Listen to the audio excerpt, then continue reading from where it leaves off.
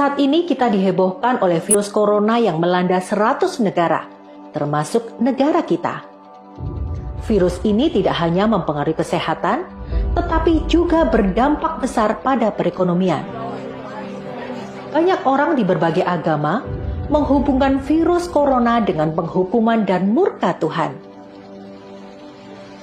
Orang Kristen sendiri menyamakan wabah virus corona dengan penghukuman Tuhan atas Mesir di Keluaran 9 ayat 14 dan 15. Demikian firman Tuhan.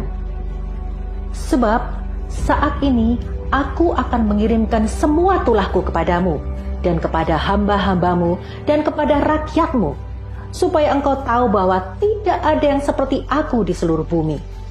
Karena sekarang aku telah mengulurkan tanganku dan memukul engkau dan rakyatmu dengan wabah, dan engkau akan dilenyapkan dari atas bumi.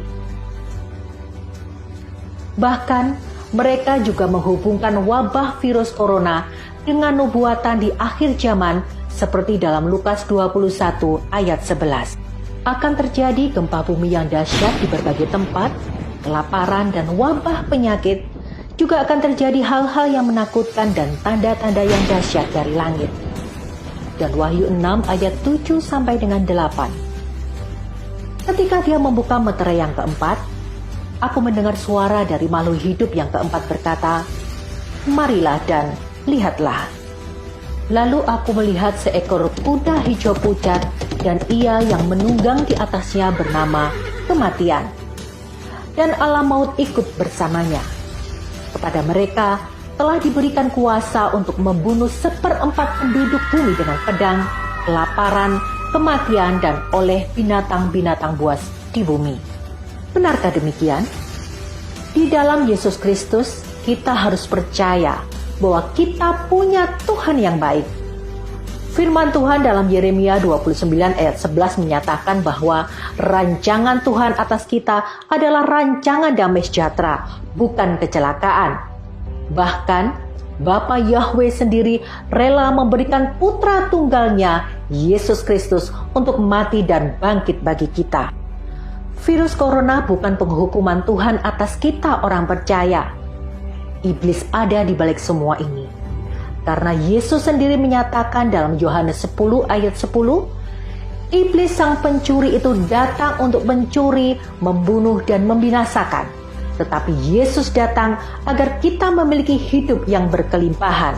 Lalu benarkah virus corona adalah penggenapan nubuatan di kitab Wahyu? Saudaraku, ayat dalam Lukas 21 ayat 11 dan Wahyu 6 ayat 7 sampai dengan 8 adalah ayat yang dituliskan untuk zaman kesusahan besar atau Great Tribulation atau Jacob's Trouble, di mana waktu itu dunia akan menghadapi kesengsaraan besar di masa Antikris. Pada waktu itu, gereja, orang percaya, telah mengalami pengangkatan atau rapture, berjumpa dengan Yesus Kristus di awan-awan permai. Kita, orang percaya, gereja Tuhan tidak akan masuk dalam masa kesusahan besar itu. Jadi, janganlah khawatir dan panik dengan pemberitaan virus corona. Tetap waspada, menjaga kesehatan, kebersihan tubuh, teruslah berdoa, bacalah firman Tuhan tentang perlindungannya di Mazmur 91, lakukanlah perjamuan kudus, dan terus ada dalam pengurapan Tuhan. Percayalah, Tuhan Yesus meluputkan kita dan memberi kita damai sejahtera. Tuhan Yesus memberkati.